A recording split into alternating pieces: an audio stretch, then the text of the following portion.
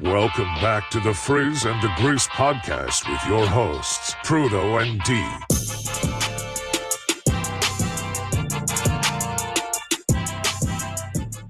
Welcome back to Frizz and the Grizz. It's your boy Trudeau. D, how you doing, buddy? Terrible. No, I'm not doing terrible. I'm doing absolutely amazing. But starting this late, my goodness, we apologize. I'll take this one on the chin. Some technical difficulties for those that are listening live, for those that are watching or listening to us tomorrow. Welcome to the show. Yeah, man, I didn't know if there was going to be a show tonight. Like, literally 10 minutes before it went on, like, nah, this ain't going to happen. Explain what happened, man. Yeah, man. So essentially, I haven't done anything streaming wise since last week's show. So when we got into the the platform that we use, StreamYard, there was some crazy feedback. Like it sounded like there was like 10 microphones on at once. And Trudeau, you were hearing it. Obviously, when you were muted, when I was muted, it was just crazy. And lo and behold, after doing a whole bunch of troubleshooting, finding out, resetting the computer, unplugging the microphones, tapping into other microphones, using other USB. All we needed was for Trudeau to, leave the room because his busted ass computer was the reason why we had these technical difficulties. So I'm over here thinking it was me when in reality, it was your bum ass computer that caused good teammate. Because when you start to miss shots, you just blame your teammate for the issues. And I'll go, man. If you want me to go, I'm done. You can run the show by yourself. Look, it's called Frizz and the Grizz. They put my name first. No, I'm joking. No, we couldn't do this. I couldn't do this without my boy Trudeau. Look at him leaving the stream. I'm gonna add him back because he thinks he's like that. I don't even know if you heard what I said, but I said I couldn't do this show without you, man. Just next time when we're trying to troubleshoot technical issues, I'll just leave. Let's see if you restart your computer to see if it's yours first. Oh my god! All right, so it should be an interesting run at the show. We literally did not we didn't talk before we jumped on. We're like, oh shit, we're already half an hour late. Let's just go. Boom, let's start it. So, this might be news to D, but I think we're gonna talk a little basketball today. Probably a lot of basketball. We had the Bradley Beal trade break when we were gone. It's funny because before. I want to get into a good habit of taking notes throughout the week so we have topics to talk about. And the beginning of my notepad's like Bradley Beal trade destinations ? But that story evolved so quickly. He has a new home. There's an NBA draft coming on Thursday, so 2 days from now. There's a lot of buzz, not only with the draft itself, but maybe some moving pieces. So that will be interesting. Mm-hmm. I don't know if you're interested in talking about the Jaw suspension. It finally dropped. That feels like ages ago now at this point, though. They did the Friday news dump. Yeah, I'm all for it. I think we texted. This is actually the first time in a while that we text back and forth a bunch of ideas throughout the week. To make it easier. That was definitely something that I wanted to at least touch on. We'll see how the show goes. I think we have a full plate, all basketball. I was ready for it to be all basketball, especially with mostly basketball. Yeah. Yeah. I mean, the draft is going to take over a whole bunch of time. There's a lot of futures that are about to change. Not even just for the people that are drafting, but the teams that are involved. When it comes to futures for potential superstars. We can go Dame route. We can go Zion route. There's a whole bunch of areas that we can go. We can go Golden State. So I'm all here for it. I know we had some technical difficulties to start, but get ready for the roller coaster because we're here for the long run. Yeah, a couple opt-outs today. We even bring up to each other. Draymond opting out and Kuzma opting out. So those are interesting storylines. Before we even dive deep into the whole Draymond thing, just imagine how great it must feel to opt out of $27.5 million. Just think about that. It's just crazy. I know to the professional athlete, it's chump change and shit like that. But that's just crazy. That's no, I don't want to get this guaranteed $27.5 million. I want to get more. We'll talk. He's gonna we'll get him paid. Think about good feeling. How does it feel to be Bradley Beal? Because did you know that not only did he have that no trade clause, but he had a 15% trade kicker? So he got kicked back for the trade? He got 15% bonus for the trade. No, I knew that he had not only the disclaimer of the trade clause, but he also got to choose who stayed. So he was part. I won't say part as an owner, but essentially he was a GM. With that no trade, we're just talking into the show now, but with the no trade clause, you have all the power. Yes, we'll talk all that shit in Yep. a little bit. We'll get there. I did want to like touch on a little NFL thing with the Hopkins news, especially because we have New England fans who watch. Mm-hmm. But hey, how was your Father's Day? I have to ask you because that's like your favorite holiday, which It I did not know. is. It So is, man. Father's Day was amazing. Big shout out and credit to the misses and the little ones. The little ones got me a tie with their handprints on it. So it's a that's cool cute. little white tie. Yeah, I'll be able to rock that, whenever we go to like a formal but informal type of party type thing. And then the missus got me a weed whacker because I needed one. One of I'm those. glad you mentioned that. Yeah, it's like one of those things that like you walk around the house, you're just like, I gotta buy a weed whacker, gotta buy it, but like you just don't want to. Same thing with like a leaf blower, and I'm just like, I gotta buy it every week. I'm like, I'm gonna buy it, and I just did it, and she did. So it's like, all right, cool. You checked it off the list. I didn't have to buy it.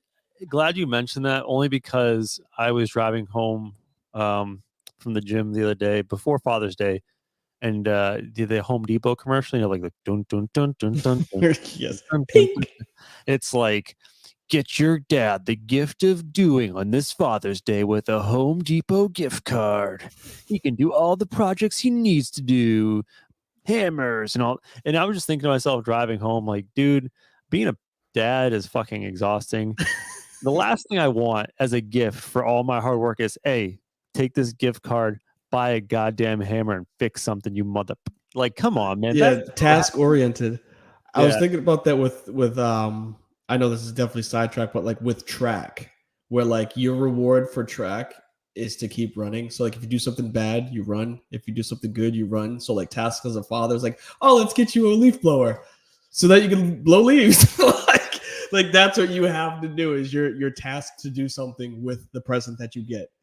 But I'm a big fan of it. I think it's something that we needed. hey, I wanted to use that as a segue, the Father's Day thing, to tell you about someone who had an awful Father's Day, and Oh that's not me. no. Oh, Did okay. you hear this story from sports this past week? I heard a lot of stories from sports, but go ahead. Yeah, this one was kind of swept under the rug, but it's kind of hilarious and sad at the same time.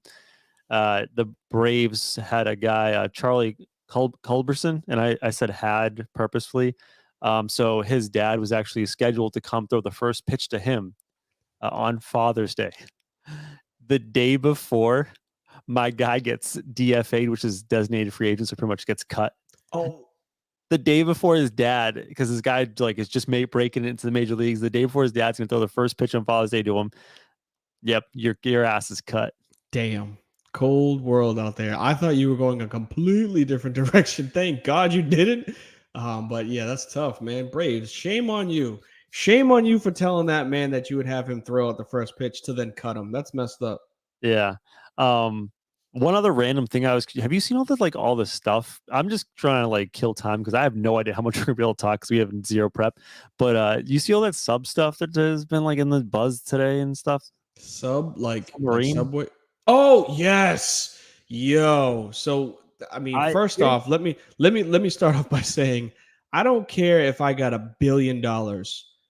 I'm not putting myself in a submarine at any. I don't care if it's just barely like going under, like if it's like knee deep. Nope, no, thank you. I'm not going in a submarine. Like I feel bad, and then I'm like, why are you even in a submarine in the first place? Like that's just a dumb decision.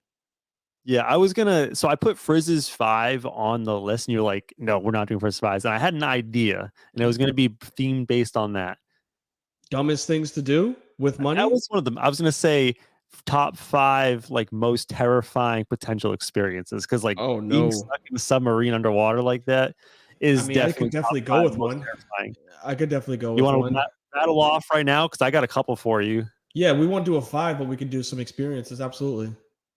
Um, like being on a plane with like extreme turbulence. Been there, done that. Think you're gonna go down? Like, oh fuck, that's horrifying. Yep. We went to this is just sharing the experience. We went to Cancun. Is that Mexico? Yes. We went to Cancun for a work party, for a work Christmas party with my previous employer. And on the way back, I thought we were gonna die. The worst, like it was like full on, like in movies when like the tray cart goes down the aisle and like crashes. That's exactly what happened. Yes. This is when you know it's time to panic on the plane. The flight attendants. Were they calm or did they have a look No, of panic? they were freaking out. They were That's when freaking you out. know shit's real. Yes, because like they were like putting there. I know you guys that are watching listening tomorrow can't see this, but like the whole seatbelt thing, like They're like struggling. yeah, and I was Hey like, man, they didn't drop the masks yet, but yes, if that, I probably would have fainted. I probably. you know what's the worst is I recently took a flight, and you know, like back in the day, maybe I'm just imagining this differently, but back in the day when they had the flight attendants and they went through the whole spiel about like if there's an emergency, the air things will drop and you put them on and everyone's like paying attention and like like you pay attention to the flight attendant.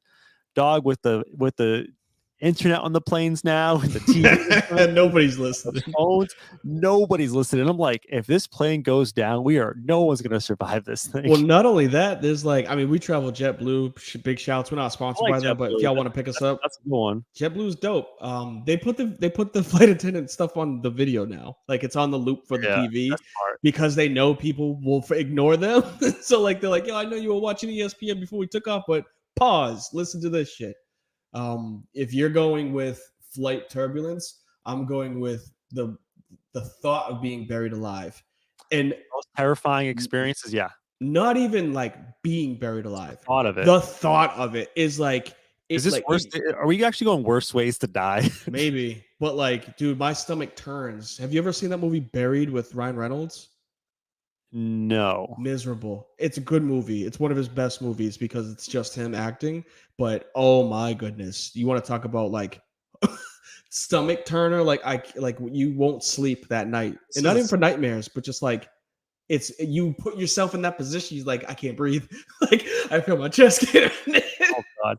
You know what's similar to that? That probably makes our list of like top ways to like die. What's that movie 21 Days where the guy gets caught between, it's like based on a true story, guy gets caught between rock climbing, can't get out. Oh, with his arm? Yeah, I know what you're talking about. Off. Getting eaten by an animal obviously sounds horrible way.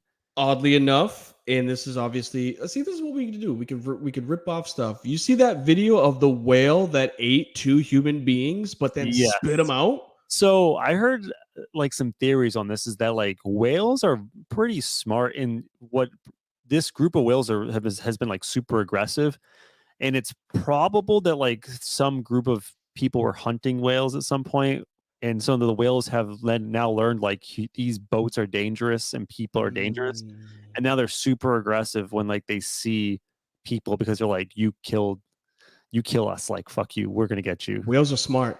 Like they obviously they fuck around with seals too. They be fucking with them before they kill them.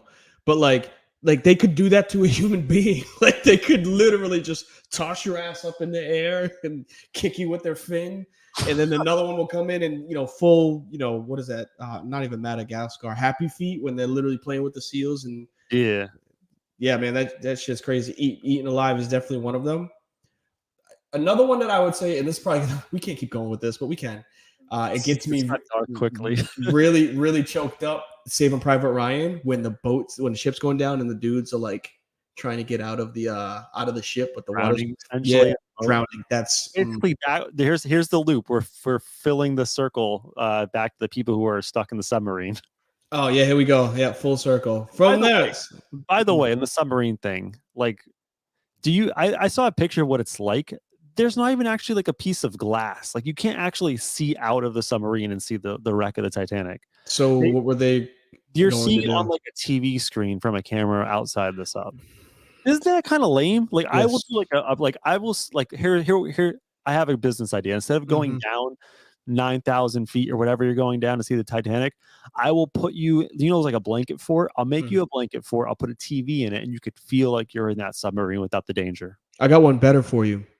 Watch the damn movie that came out in '95. Like if you really need to see it, like go watch Leo and Rose that could have fit his ass on that damn door. Like go just rewatch the movie if you want to experience the Titanic. Not be a millionaire or billionaire and pay to be in a submarine and go down 3 hours south in the ocean and then get fucking stuck. This is why we need to have discussions on the show, because we basically took a tragedy and said, go to a fucking blanket fort and watch Titanic, you dumb fucks. I feel bad, but then at the end of the day, I'm like, hey man, like at the end, sometimes it is survival of the fittest. What is it? Not Murphy's Law. whatever the one is that natural selection. Thank you. Darwin? Yeah, no, but like natural selection, like you do dumb shit. Like how much can people really feel bad for you when you do dumb shit? Like that's how I see it. $1 billion. It's a lot of bread to be risking to go see the Titanic. Like, go watch the movie. Yeah, Titanic's kind of lame anyways.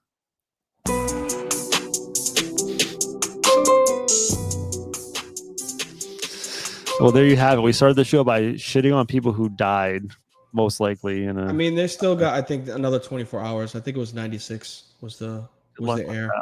Yeah. Tough. I don't know. All right. Well, we're going to switch it up. Transition from one tragedy to another one in the NBA. Not really. I mean, it was kind of a tragedy for the Wizards because that Bradley Beal experience was just a disaster. Not really, because when they had their team, when it was full-fledged Bradley and John Wall, they were a decent team. Like they were a 4 or 5 seed, and I would say like the second round. That's what I was just about to say. A 4 or 5 seed that at least got to the. Not every team is going to win a championship. Not every team wants to win I can't say wants. Every team wants to win. Every team understands that they're not going to win, right? OKC didn't go into the playoffs this year thinking they were going to win a championship. They would just be happy and satisfied by making it to round 2 or 3. And I would say for Washington in a mid-market major city, because the Wizards aren't a major market, but they are in a large city, to get what they got out of that team, I don't think that they're mad about it. You got to think like they were resting on the Jordan retirement days for a very long time, and a bad draft with who's the number 1 pick that they get. It wasn't Wall. Before that, they had somebody else that I'm pretty sure they drafted, and it was a flop. I won't say like no. Candyman is Clippers. I'm rambling. Yeah, go ahead. No, you're good. No, I mean, I guess they had some joy out of that experience. I think the problem that they made was they had a little bit of hope, a little bit of joy, and they really felt the pressure of keeping that going, that second round exit. John, obviously, like those are 2 of the worst examples of a max contract we've ever seen. John and Bradley? The 3 worst examples, and one of them is not a supermax. Like the 3 worst supermaxes of all time. I have a list of supermaxes. Mm-hmm. John Wall, Bradley Beal, Westbrook. Like the 3 ultimate worst case scenarios. They have 2 of those guys. They technically out all 3. Yeah, I mean, I want to at some point, like at the end of this conversation, have a bigger talk about like supermax and like, is it worth doing it? I have a list of the ones that they've given out, and most of them have been decent. So like, I wouldn't say it's bad, but the bad ones stick out pretty bad. Just on this trade, though, I don't know if we talked about it last week, but I know Windhorst was mentioning, and I don't know if I mentioned to you last week, but there people would be surprised at what his trade value would be. Right, because they think of like a supermax guy, like first round picks and all this stuff. I don't know. What's your feel on the trade and how it went? Like what got exchanged for Bradley Beal? I would say the Suns still made out on it. You got rid of an aging Chris Paul, a couple of second round draft picks. You kept Ayton, 5 second round picks. Like they're not drafting to pick up I would say a Draymond Green or a dude that literally just won, Jokic.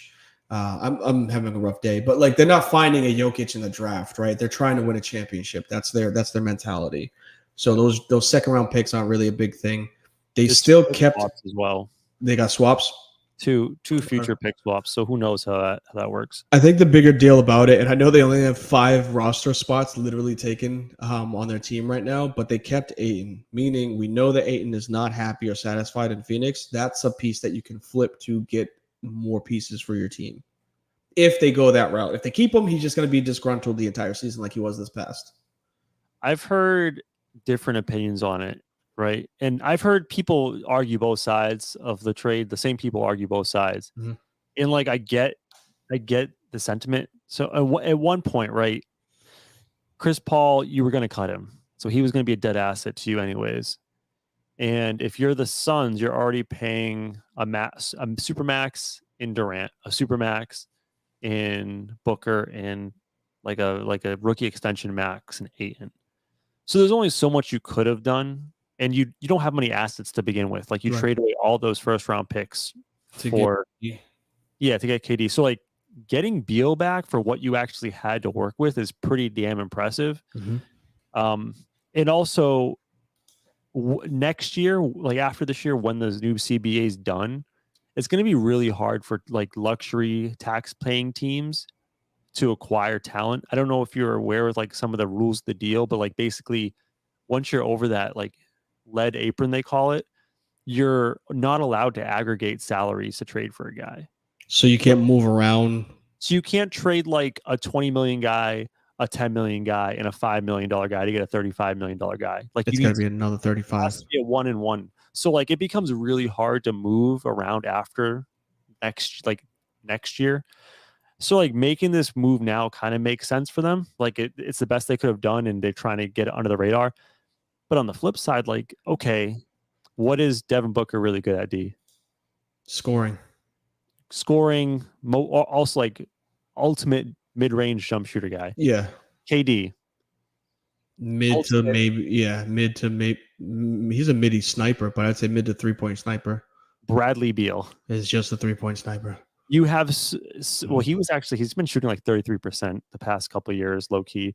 But like three dudes that have the exact same skill set, more or less. Obviously, they're different players. You have Ayton who might show up to play, and then you're going to have all rookie or veteran men. So like you have super high level shooting talent, but not a lot of diversity, and then you're going to have a lot of veteran minimum guys. It's going to be hard to win with that roster. I mean, it might be. I don't know. It's weird. So I'm not putting them up there as like favorites for the NBA Finals next year. Like they still got to. I say it all the time. You're the champs, so you're not the champs no more. Like they got to deal with Denver, and I understand like they got an offensive firepower in Beal. They didn't lose to Denver because of their offense. It's their defense. Like Jokic tore apart their defense, right? Jamal Murray, Michael Porter Jr. All of those cats are coming back. Aaron Gordon, after a championship, like we saw what a championship did for Wiggins. Like he became a new player, right? Like when he was on that run. And I hate it sucks because he's a former Magic player, but like Aaron Gordon's gonna fall in that same category. Now that he's got his title, like he can actually relax and like he's going to play probably better because of it. And that's what you get the most out of it. That team is coming back. And I just don't see them becoming just an ultimate favorite for the title because they got, Bradley Beal. I see them up there when it comes to like in the running for it, but I don't think the needle moved on the meter when it comes to their odds because of getting Bradley Beal. Like it's still early in the offseason for all of these other changes to be made with a team that has more than just 5 spots on their roster. Because I wanted to double check, but I think right now, like betting wise, they're the second in the West, so they're behind. That's ridiculous. Denver. And they are, I think, fourth biggest odds to win the NBA title behind the Celtics, the Bucks, and Denver. And I only say this because I'm not even going to go fanboy, but I'm just going to go based off of how the season went. And we will touch on, the Ja suspension. I still think they're going to be a middling team without him, but when they come back, he's going to be really good. Sacramento's not going anywhere. Memphis isn't going anywhere, and Denver isn't going anywhere. So I just don't put the team that got better offensively but worse defensively ahead of those 3 teams that finished worse than them in the season. Like they still have to catch those teams first. Like I'm not ready to put them second because they added an offensive talent. Beal is nice, but their problem was depth and defense. Let me ask you this on the flip side. We know that they went to 6 against Denver. That was the best anyone fought Denver the whole playoffs. And, they did that without Chris Paul. They got rid of Chris Paul, basically added Beal. So if you think about how they competed without Chris Paul in the playoffs, you're basically taking the same team, running it back, but adding a 3-time All-Star. You said that they only have 5 guys signed. They can still reach over that cap and like re-sign guys that they have bird rights to over the cap, and maybe cut some like mid-level deals on re-signing some guys. Like they can probably bring back a lot of the guys they have now. They might have to overpay, and it seems like the owner is willing to pay that price. Yeah. And as far as like Washington, right, just to touch on them, I get it, right? They weren't going anywhere. They were a middling team basically trying to make the play in every year with Beal. That contract is rough. rough. He had the second highest annual salary in the league. I think honestly, this trade, what they got back is more about just getting out of that contract and like getting that fresh rebuild, because they weren't going to be as bad as the bottom 5 teams with Beal. This definitely puts them in contention for the number 1 pick next year, which is crazy to think about because Washington, y'all should have done this year. This is the draft to do it, man. Next year's draft is not that good. Yeah, so Washington was the team that you did not want to be in an NBA in the NBA. Too good to miss the playoffs. Yeah, too bad to get a high lottery pick. And they flirted with that for the past 5 years, something like that, with the whole Wall thing. So like that's tough. And when you do that, you don't have the assets to trade. You get terrible contracts because who are you going to spend that supermax money on, right? Kyle Kuzma. That's their biggest draft. That's their biggest signee in the past couple of years. So, like, if they're not drafting the next star because Wall's already out the door, that was their meal ticket. He was their number 1 pick. They got Beal to work with them. Now they can't get another superstar in their market, so they have to pay Beal. They have to give him that contract so that they have something to promote their product, right? If he walked, they would have had nothing to show. No, I know. So, like, you got to give them that money, unfortunately. But they were still making the playoffs, so they weren't going to get a higher draft pick. The crazy thing was, and this is probably why that dude got fired, who the previous GM was sure, they had to give him the Supermax because he would walk it elsewise.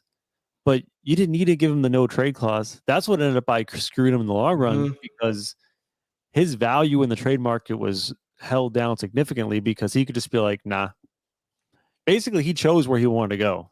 Yeah. End of the day. And what he was going to get traded for? More or less because he could just say no. And you know what's the crazy thing for the Suns, which might kick them in the ass later on? Mm-hmm. His trade clause got carried over with him. It's still in the contract. Like, he could have dropped it, and they asked him, I think, to drop it. He's like, no, I'll keep on to that. I mean, at least he knows that he's set career-wise because he's got the choice. I think it's 3 years left on his deal. Like, he's set for whatever he wants to do for the next 3 years. Just nothing I wanted to mention as far as the Suns are concerned. Like, one other potential concern with them is that KD, Booker, Bradley Beal, all of those dudes, while they're not Zion injury-wise, like, they're good for 15, 20 games a year of like legit injury, like not load management. I don't know as much on Bradley Beal because I feel like with him in Washington, the deal was like just to sit out. They pretty much like, hey man, we're not going anywhere this season. Like, you're done. But we know that Booker and we know that KD have in the past missed like 15, 20 games. I hope that it doesn't end up like the Nets, where basically the big three of the Nets played together for 18 games because people were either hurt or doing crazy shit in the case of Kyrie. But we've seen this. I feel like we've seen this show before. And I like, in the past, my initial reaction is like, yo, this team's so good. Like, they got 3 superstars. They're going to win. And man, like, the Nets thing has just left me with a bad taste. Like, I don't know about that anymore. Yeah, I mean, we've seen the trios, the super teams that have been formed over the last 5 to 10 years, and we've seen the super teams that have failed. And I'm not putting it out there. I'm not wishing it on them. I think a lot of the world wanted KD, Kyrie, and James Harden to fail because of the way that got set up. I don't see that with this one. I think this is more of a like, all right, like, Kevin, you did it again. Are you going to bring a team to the championship this time? If you don't, I'm not discrediting what he did in Golden State, but like he's the same way that Kobe had that one over Shaq. Like, Steph won a couple without one. Steph has some without you. You don't have one without Steph. And like, I'm not saying it's going to taint his legacy, but that's always going to be held over his head. Yeah, I mean, to me, that's an argument of like organizational stability. I don't know why I couldn't say that word. He had it. To be fair, in OKC, and he ran away from it. Yeah, I would say a lot of that's his own doing. Mm-hmm. So you can't, but it is an organizational stability thing. Yeah. As far as like the supermax thing goes, I just want to give you a couple supermax contracts of all the supermax contracts. So it wasn't just those three: Westbrook, Beal. No, there's more, Okay. but we always think of those three because it's gone so bad. Yep. So like supermax basically is like you can take up to 35% of the salary cap is what supermax is defined as. There has to be certain credentials or like qualifications for you to be supermax eligible. So like I think after year 11 or something, or after year 10, you can get a supermax as a veteran player. But before that, you can get it based on being like all NBA. So like, for example, Jaylen Brown doesn't have the service time, but because he got all NBA, he now qualifies. So like there's different ways to get into this bucket. All right. Some of these that like you can shake your head like, yeah, that makes sense and it worked. I'm gonna go chronologically. Steph Curry. Okay. I wouldn't say that was a bad contract. The Steph You say Curry. Seth or Steph? Steph Curry. Steph. Okay, yes. After the 17-18 season, he got it. Mm-hmm. James Harden in Houston after 17-18. I think while it didn't work out, that makes sense. Like, yeah, he was worth the money. Couple of MVPs, yeah. John Wall. Nope.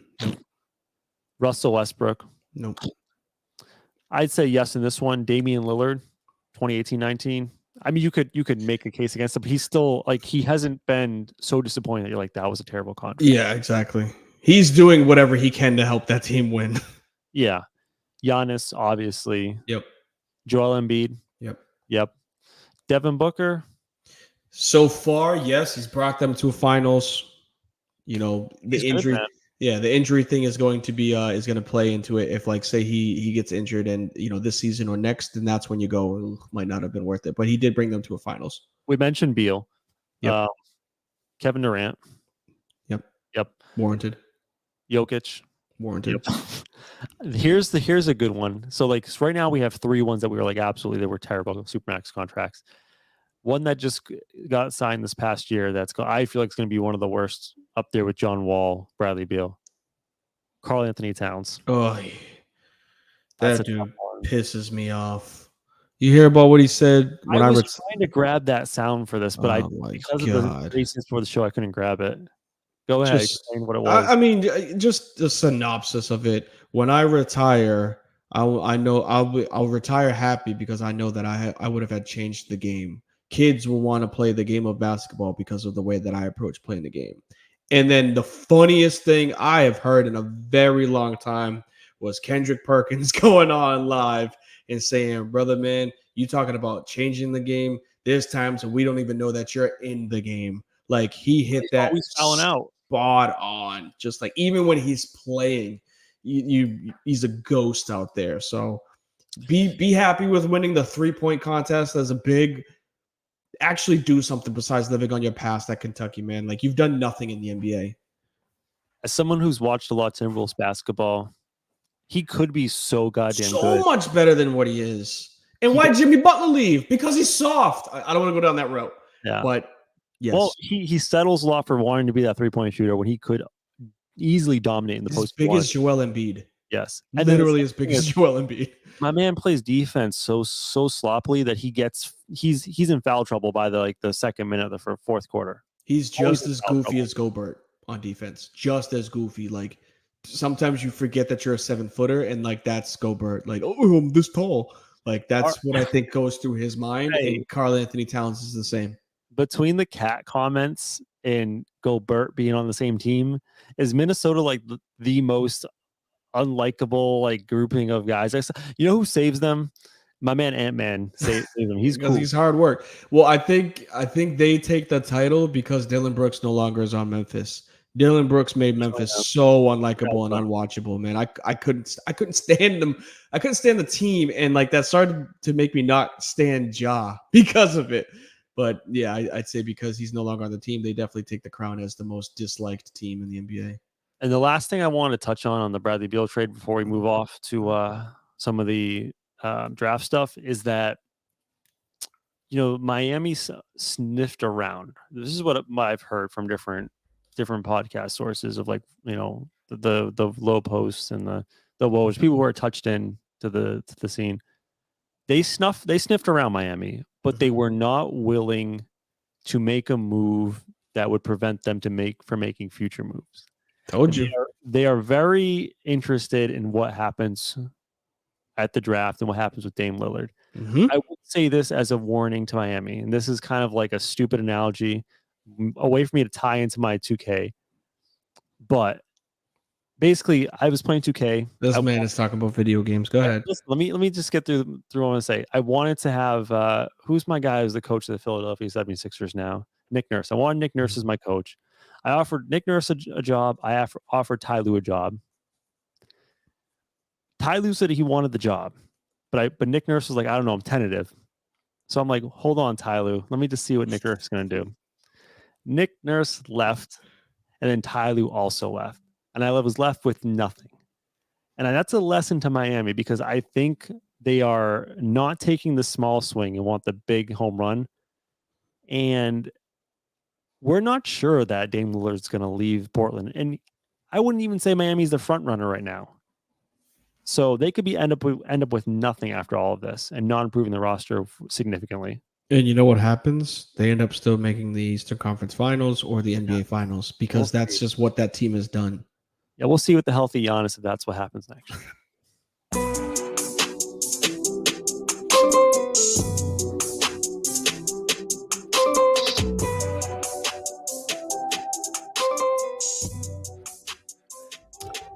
NBA draft Thursday. I'm excited. Yeah. Mike got a pick in two picks in the top 12. I think we're at 6 and 12. Just missed the top 5. I remember how disappointed you were on draft lottery night, so I apologize that you didn't get into the top 5. But I think you could still mess around if the draft goes haywire. You could still get one of the Thompsons. What's up? And get Victor.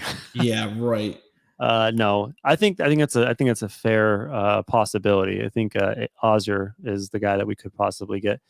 So we know with the draft, Victor is the lock at number 1. That's absolutely going like the lock of the century. Victor is going number 1 to the Spurs. Mm-hmm. Number 2 has been so weird, right? With the Charlotte Hornets.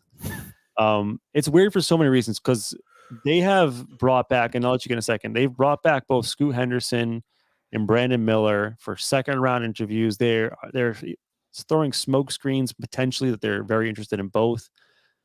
You know, I've heard opinions this week that the Charlotte Hornets in the past 5-10 years under Michael Jordan, they've not proven to be the most savvy of ownership groups and, you know, run teams. And they, you know, what I've heard is that people believe that they're not doing this to like drive up trade value and do smoke screens. They legitimately don't know who they're going to pick. Like they're debating hard. I know you want to get in. Did you want to talk on the ownership stuff, or these guys going 1, 2, 3? Yeah, it was more on the ownership. So this is a huge problem because you should have had plenty of time to be able to scout and figure out who you're going to draft. Second, we know Victor was going first, but I think Charlotte messed up significantly by letting Michael Jordan sell, but giving him the opportunity to still conduct personnel changes. Like he's already proven that he's not the greatest at drafting. Hell of a basketball player. One of the worst GMs in the history of the game, right? And you're allowing him in one of the biggest drafts, like in a very long time, you're allowing him to make another executive decision for the franchise that he's no longer working with. It's just it's got problem written all over it. I don't understand how you're not able to just say, look, we're going with Scoot. We're gonna team him up with LaMelo, and I think it's gonna be a very important or a very, very good backcourt. Backcourt is point guard and shooting guard, right? Cool. I always get that mixed up. But we're gonna work with our backcourt. If they go Brandon Miller, I'm not saying that that's not a replacement for McCall or Miles. Miles was the one that got locked up, right? Bridges. Yeah. I always mix them two up. He's not in prison, by the way. Well, he got a lot. He got in a lot of trouble. We'll say that. Yeah. He's not in the NBA, and I think Brandon Miller would be a great replacement for that. But the job is to try to take as much pressure off of LaMelo to keep LaMelo on the court. Like he is your golden ticket. And I think because they're going back and forth and not knowing what they're going to choose, it's going to screw them over at the end of the day. They're not going to trade it. They don't have the assets to get both of them this is just another way of Michael Jordan trying to show that he's a great GM, and at the end of the day, show that he's a miserable GM. Yeah, I think that Scoot Henderson's a better prospect. I think Scoot Henderson's going to be the better player, but also his fit with LaMelo, not so great probably, because he needs the ball in his hand. He's not known as a great three-point shooter, not a floor stretcher, whereas Brandon Miller is the complete opposite, like a tall wing player who can knock down shots everywhere. What were you going to say? Oddly enough, though, I wouldn't, because he's such a phenomenal athlete, that being Scoot Henderson. Anthony Edwards was the same when he came into the league. Nobody respected his jump shot. Same thing with Ja Morant, tell you the truth. And because of their athleticism, they were able to work. They were going to get to the bucket no matter what, but they were able to work on getting a respectable jump shot. So, like, we've all seen people increase or improve their shooting when they get to the NBA. I wouldn't hang the off-ballness with Scoot because he hasn't been able to shoot in the G League. And I want to talk about the potential outcome of what Charlotte does it to. But just to kind of loop back to MJ and kind of why there's been so much dysfunction. If you look through the front office of the Charlotte Hornets, there's one common theme is that MJ hires people. It's basically known throughout the NBA as the friends and family. Yes, man. He hires yes men. Not yes men, but it's like the friends and family. Like everyone that is hired has a connection in some way to North Carolina or to Michael Jordan personally. So you're not getting the best people in the best places all the time. Mm-hmm. So when every other franchise is hiring the best of the best of the best, sir, with honors. I just watched Men in Black too. Shout out to Men in Black. The rest of the franchises are doing that, and you're hiring your buddy from your playing days or someone from North Carolina. You're going to get beat in the margins, and that's what's happened throughout MJ's reign as the I don't know if he was full owner, partial owner, or whatever. It's his control over that team. But yeah, what I think is going to happen is they're going to make a boneheaded decision to take Brandon Miller. And we've gone over this on this podcast. I think like the history of the number 2 overall pick, it tends to be cursed. It tends to be cursed. Let's talk about if they go number 2 and take Brandon Miller, which the Vegas odds have Scoot Henderson as a strong favorite to go number 2 right now, but who knows? They also, I think, had CJ Stroud going 1 for a very long time in the NFL draft.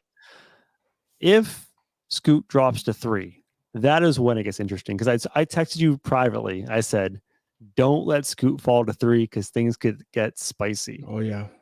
Are you aware of why it gets spicy? We see the movement of, I would say, a Dame Lillard if Portland gets that 3rd pick because they have their franchise player.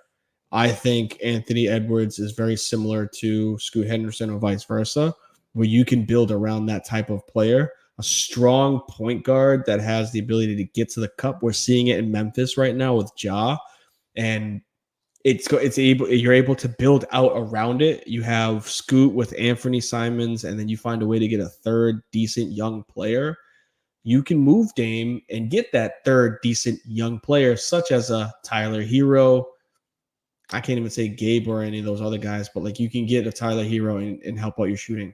So I'm smiling because you are going in the complete opposite direction is what I was trying to indicate. Oh, okay. Do you know over the past 3 weeks to a month, a particular team has been sniffing around Scoot Henderson so goddamn hard, and they don't even have a pick in the top 10? Talk about the Pelicans? The New Orleans Pelicans. Yeah, I heard about this. Zion's relationship with that team is very damaged right now. And for some reason, there's a lot of word in the NBA that they really, really love Scoot Henderson. If Portland is serious about keeping Dame and making a championship run, I think today the New Orleans Pelicans would trade Zion Williamson for that 3rd overall pick to get Scoot Henderson. Sound the alarm.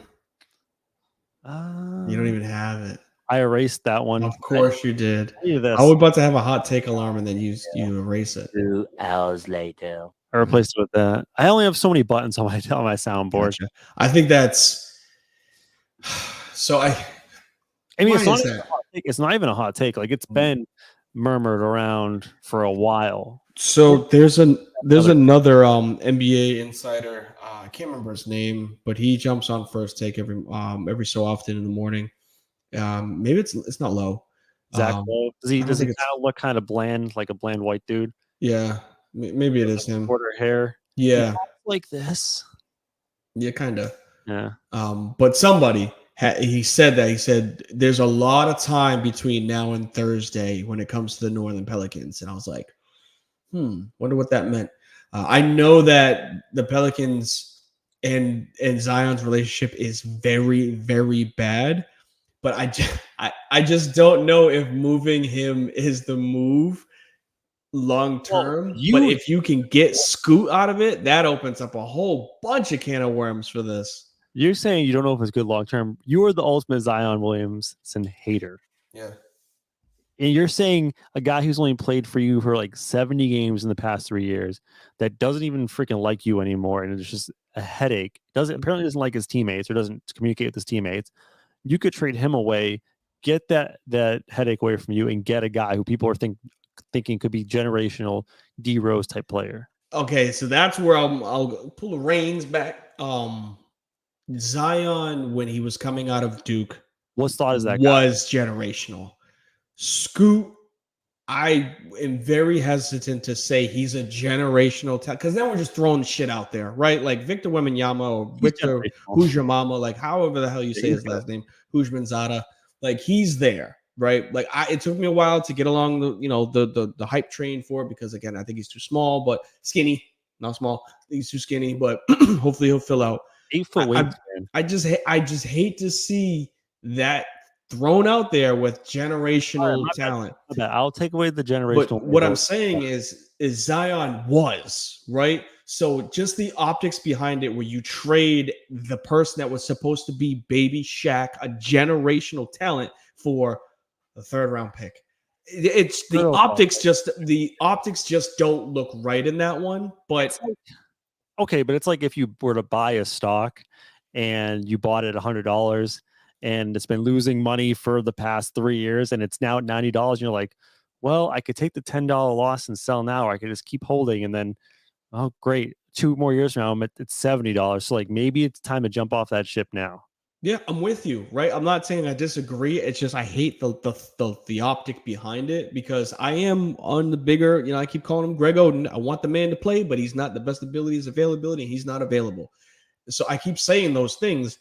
I just hate the thought behind it where like 3 years ago we were talking about this dude defining the game of basketball, and then he's getting traded for some third pick overall from Portland. It's just weird, right? PR and optic wise, just to think about that. But if it is the move and New Orleans can, build around BI and CJ and get a point guard that's, strong willed and can get to the hoop and help provide better shot creating for everybody else, sure, right? Because Zion's not there. They're not getting it from him. I just hate the fact that that's what it would be. I mean, none of it might even happen. Yeah, this is all hypothetical. I'm sure if the Portland Trailblazers end up by having the option of Scoot at number 3, there'll be a lot of teams calling them. I can guarantee you that. I know Orlando's very interested. I don't think they have what it takes to move up. And there are a couple other teams interested as well. And honestly, I've also heard that there's a chance that they just draft Scoot and keep him and try to make it work with Dame and just be like, Dame, we understand, but this dude's phenomenal. He's going to be an all-star. Let's try to make this work. So like even if they draft him at number 3, there's no guarantee that that means absolutely Dame's out the door. It's just who knows at this point. Yeah, I don't see that. I know Dame is the ultimate homer. Like he says the right things. Maybe we don't know what he actually means internally, but he says all of the right things. I don't want to leave Portland. I don't know why you guys keep bringing me up in these trade talks. Like I don't want to leave the area. I love my town. I love my city. I love my team. He says the right shit, right? But who doesn't know that he doesn't check up the deuces when he actually gets traded? Like, hey, man, this is what I wanted all along. But I think it's something that they may end up doing. You draft him and you're like, look, you were the past. This is the future. Make it work until the end of your contract. After your contract's over, feel free to dip up out of here. And all I know is I'll be watching the draft on Thursday, very glued in, and I will be judging the shit out of every suit. That's how I do. If you wear a bum ass suit, you're going to be a bad NBA player. I'm telling you that right now. Some people got some nice drip. I don't use that word often because I'm too old to say it, but some people got some nice drip on draft day. Do you remember the Bull drip on draft day a couple years ago? Did he have his name in it? He had the spider web suit. It was awful. Look it up. Bull. That was a bull.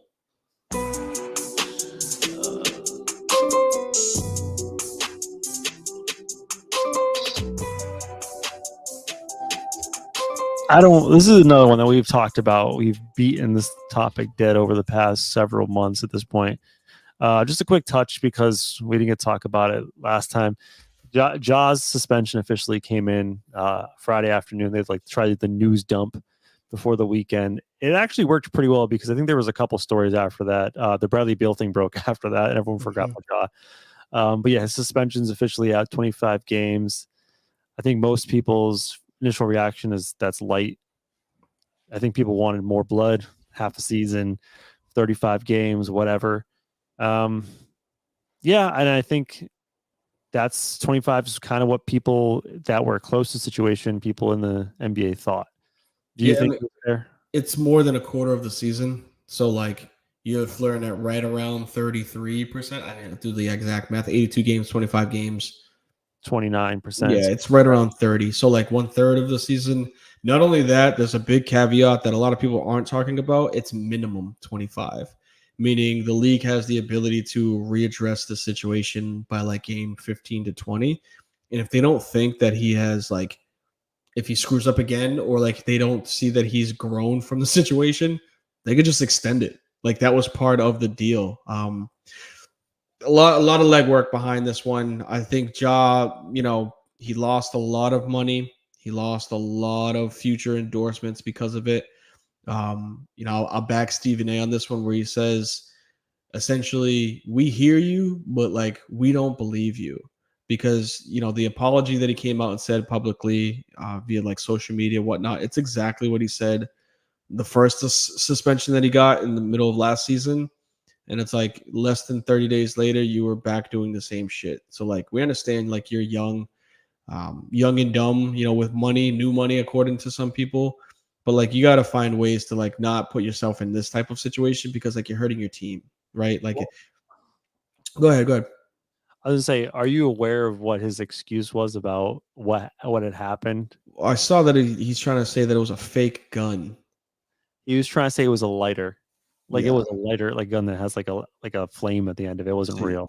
The problem is it's better for you to just shut up instead of saying that, because now it allows us to be yo, dumbass, you had a real one prior and then you're flashing a fake one, and then your boy, when he saw that you had the lighter on, move the camera down real quick. If it's a lighter, then flip the lid and show the lighter, right? Flick it like it's the beginning of a Lil Wayne song, instead of your boy scared shitless oh, yo, Ja, you just put a gun on IG Live. That was the reaction of the video. So miss me with that. And again, he fucked up. I hate it because I'm disappointed in it. I think the kid is super talented, and the NBA product is hurt when he's not out there because of a dumb personal decision that he made. Yeah, and I don't want to get all conspiracy on this one. Oh my goodness, you got to put the pin hat on. Here we go. I'm not gonna put it on, but 25 games is awfully convenient as far as the NBA schedule is concerned, because I think that's right before a very important slate of games. Christmas, 25th, yeah. Mm-hmm. I would say the timing's probably somewhat intentional by the NBA as well. But do they have the do they have the Grizzlies on Christmas slate right now? Schedule's not out yet. Released. Okay. I bet I would be shocked if the Grizzlies were not on Christmas. Yeah, well, you're gonna see Knicks and Lakers. You're gonna see Celtics and Philly. It's gonna be Grizzlies versus Golden State. Yep. Well, you're gonna see Denver, Phoenix. Oh, is that something that we could bet on? Can you bet the matchups that are gonna be released? No. Because I think I might have just hit. I think I might have just hit it on the nose with the matchups that we're gonna see. I'm gonna have to replay the tape because I can't remember the ones that I said. Or Boston, Philly, one I of said those. Boston, Philly. I said LA, New York. Do you think Miami deserves a Christmas Day game? No. They're good, but they're not They'll always be marketable. there. And I said Denver, Phoenix. Mark that one. Mark that one right That now. That's as good as us seeing Denver versus New England, Patriots versus Broncos with Manning and Brady, or Mahomes versus Brady. Like it was like slated for a Sunday night game. You can pencil it in. It's going to be Denver versus Phoenix on Christmas. Hey, really quick, because I was remiss to ask this earlier. Draymond Green and Kuzma both staying with their respective teams after opting out. Yes or no, in your opinion? Draymond, yes. Kuzma, no. I like that. I think that's fair. I think Draymond will leverage that situation and get re-signed. Steve Kerr's has already said it, how important he is to the team. He basically said that they don't win championships without Dre, which throws Klay Thompson under the bus because he didn't say that about Klay. But yeah, I think Kuzma can try to go get his money somewhere. Like he'll end up in like Houston that's got bread, or OKC that's got a whole bunch of money. Yeah, I mean, if they were signed Kuzma, it's because they want just to retain some assets to trade him. I think Porzingis is probably that's an interesting one. One thing I told D, this is to the audience. Once we start getting to some of the dead time in sports, if we want to do a segment of like mock trades, so we'll present some trades. One trade that I heard that might be interesting is Porzingis in a potential destination. Boston Celtics would be interesting. I heard that too. I heard that. I heard Chris Paul and Porzingis going to the Celtics. By the way, Chris Paul, we even talk on Chris Paul, right? Because that was one of the things. I'm just gonna change this to NBA stuff, but Chris Paul, you texted me, oh, he's gonna be in LA, and I said, which LA? And you're like, come on, man, what you talking about? Told you, dude. Watch out for them Clippers. Yeah, I wasn't even putting two and two together with the relationship that he had with Ballmer and the Clippers. I was putting it together with what he didn't have as a relationship with Westbrook, and PG already said like he's his guy, like he wants Westbrook back, like that's. But I didn't see the Westbrook and Chris Paul thing working out, especially with like how disgruntled they were in Houston together. I think Westbrook will be gone in that situation if really became. Yeah, I don't think you're gonna do either, or I think it's one or the other. That's what I'm saying. It won't be both. And I was playing the leg of like why would Chris Paul go there if Westbrook is already there? Because Westbrook is helpful to that team if Paul George and Kawhi aren't playing. He doesn't really fit with them playing together. Chris Paul is a much better fit with them on the court. On the flip side, Chris Paul, if it's just him, if it's just him, Chris Paul's not going to do shit. Right. And we know that Kawhi and we know that Paul George are often hurt. So it's like going to miss time. Yeah, I bet if you're the Clippers, right, you're playing for the highest variance there. Like you're like, we want to just shoot for the stars to try to win championships. Like we're just gonna hope if we get all those three guys and they stay healthy, we can win. Yeah, they're gonna make a run of the title. And not take a shot at the Lakers. All money being equal, right? So like if they can pay Chris Paul the same on either side, which I think the Lakers can pay Chris Paul a little more if they wanted to. My understanding is that the Lakers is more of a mom and pop shop, right? The Buss family, like that's their source of income is the Lakers. So like they're known to be a cheaper franchise as far as like some of the things they can do. Whereas the Clippers with Steve Ballmer, he has like more money than all the owners combined. It's insane. Like they do some crazy shit for their players. Like they have like lobster buffets, like after games and shit like that. Like they take care of their people there. Things that you can do outside the salary cap. So, I mean, maybe that sort of thing can entice Chris Paul to rejoin the Clippers. Who knows? Definitely an added perk. I still got my eyes set if they were, if we're just doing quick recaps for free agency. But like, I think if they can do something to try to land Fred VanVleet, that's the bigger problem solver versus a Chris Paul right now. I want VanVleet in Orlando. That'd be fun.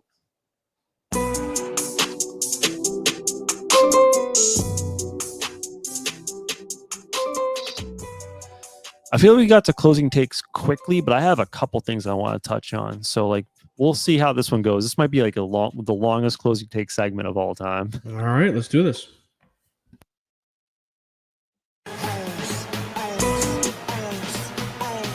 The show is coming to an end. But first, it's time to get to anything we've missed. It's closing time. 1 segment, 2 takes. Now go.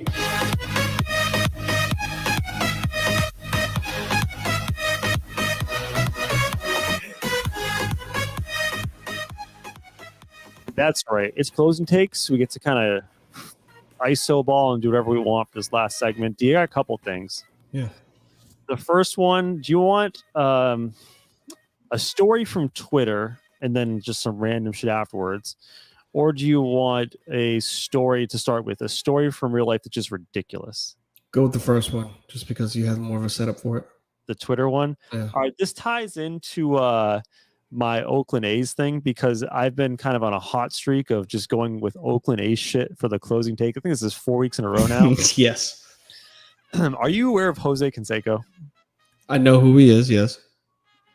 Former baseball player. He's the guy who snitched on everyone pretty much for the steroid. Yes, in the what's it called report. Bro, this dude is like wacko. I'll tell you some of these tweets from the past week, and then I'll tell you a little more about Jose Canseco, what he's doing now. I want to start with the Father's Day tweet.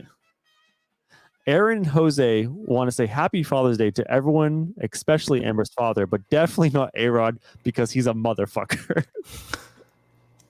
For some reason, he hates A-Rod's guts. That was funny. All right, here's the one I wanted to bring up. This is his tweet from 2 days ago. Some aliens visited me and told me where I can find a family of Bigfoot. They want to adopt me. I want to tell you what Jose Canseco does now. He does guided Bigfoot tours in the wilderness.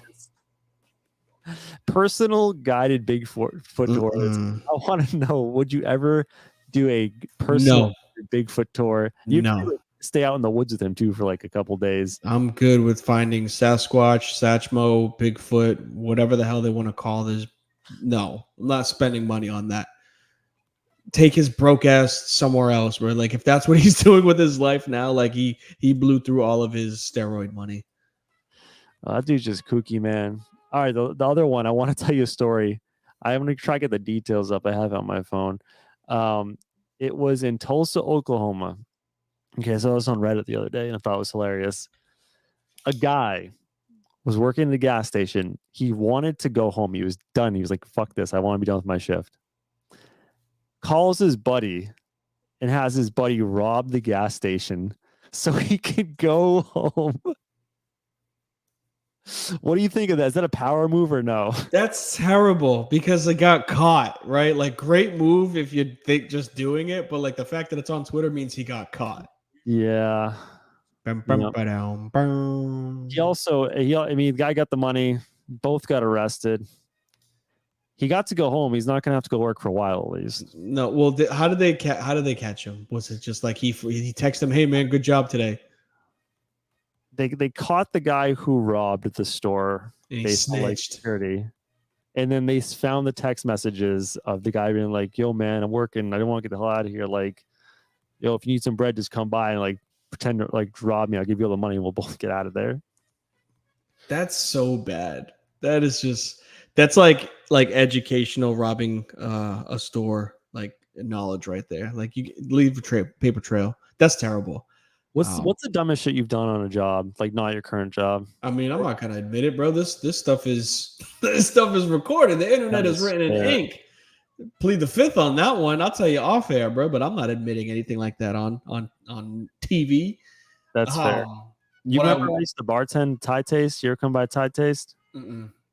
There's a Thai restaurant by UMass Dartmouth. Actually, I do. Scorpion Bowls there, right? Yeah, the Scorpion Bowls. Mm-hmm. We would just go in the back of the bartenders, just funnel beers. Like every 2 hours, we just go funnel a couple beers and come back and work. Fair enough that you can throw out that name because that business is shut down. So it's not like you're going to get anybody in trouble. They shut that place the hell down.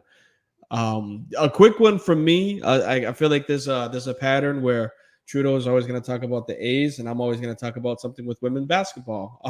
Huge issue with the whole WNBA security problem. So you're aware, I'm guessing, of what happened with Brittany Griner. So it's not even the situation. I'm so glad you got me fired because I had something I want to talk about in this show. You got me fired now. Let's go. So I'm not even going to go the whole like protester part of it, like the guy that interrupted. It's just the situation itself. So think about this. So this is how screwed the WNBA is, unfortunately, for stuff. So they have a players association. They have just like the union for the NBA, for the NFL. They have a women's union. They pay like dues into that union. Part of their salary, part of their contract goes into that union. And that union pays for the security for this stuff to not happen. So imagine paying into something for you to be protected, and then the people that are supposed to protect you that you're paying are like, nah, I'm good. I'm just gonna let this dude come walk right up to you. Like, how fucked is that as a system, right? Like that, I heard about that. I was like, that's terrible. Like, not only do they not get paid all that much because of the sport, but the percentage that they do pay into this, I would say, like association, for them to still not be protected by the people that they're paying for it. I didn't even realize that they had their own security. Like, I thought this dude just walked up. But it's like, no, there was a dude that was just like on his phone, just like, oh, hey, what's this dude, trying to talk to Brittany Griner for? And like allowed him to continue doing it. Like, nobody came and gave him a chokehold. Like, we see better security from a streaker at Fenway.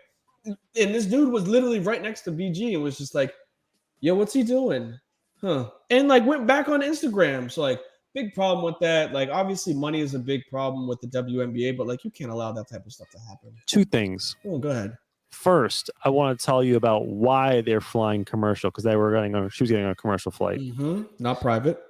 The WNBA has rules that the teams cannot charter flights. You want to know why? I know why. Go ahead. Basically, there were a lot of cheap ass owners in WNBA. Yeah. They don't all want to do that. And it's just Vegas. Some teams want to do that. And basically, let's say, I don't know, I think there's 12 teams or something.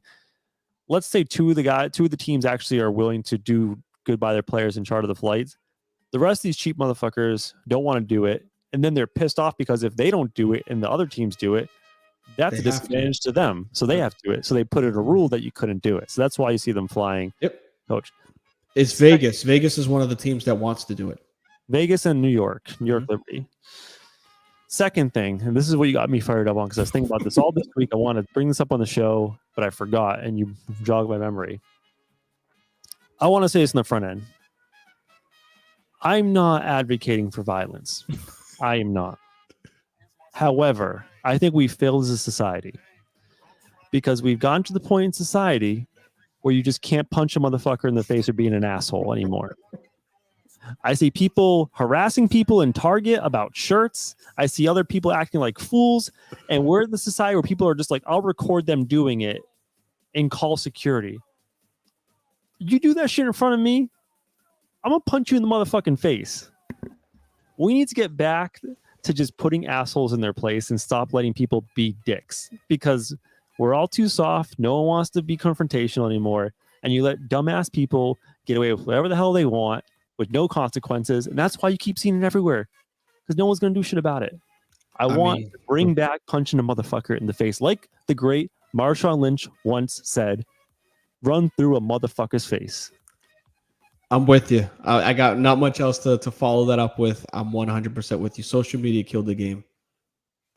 Also, kind of low key, there's a lot of crazy people that have guns. So, like, I mean, fuck around and find out, right? Punch a motherfucker in the face. They bring out a gat. That ain't cool, man. That ain't cool. Good what show. Man. Good show. D, I want you to get us out of here, right? Yes, sir. For everybody that was able to stick around, especially with the later start, I really appreciate you guys tuning in. I see everybody that's following us on Twitch. More importantly, those that are listening tomorrow, we appreciate y'all listening to us live or as the recap on Wednesday morning. But when we're heading out of here, the things we like to say, please hit us up on the social media. We have Facebook, we have Twitter. Y'all can find me on Twitch. You can obviously follow Frizz and the Grizz on Twitch as well. One of the bigger things is when we heading up out of here, please, y'all take care of y'all mentals. Make sure y'all take care of y'all physicals. Make sure y'all take care of y'all chicken. Take care of y'all cheering. All in between. We wish the best for y'all. Please be safe and punch a motherfucker in the face if they need it. Appreciate y'all. Thanks for listening.